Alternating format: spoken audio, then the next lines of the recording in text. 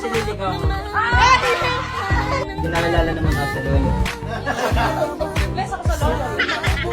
Please ako sa Lola tsaka Lola. Same. Pumayag na rin sila. Legal kami both sides.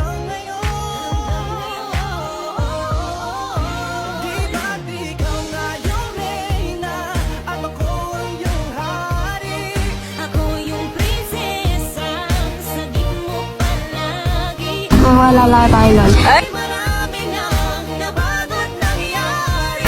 Ang ganda. Teacher girlfriend ni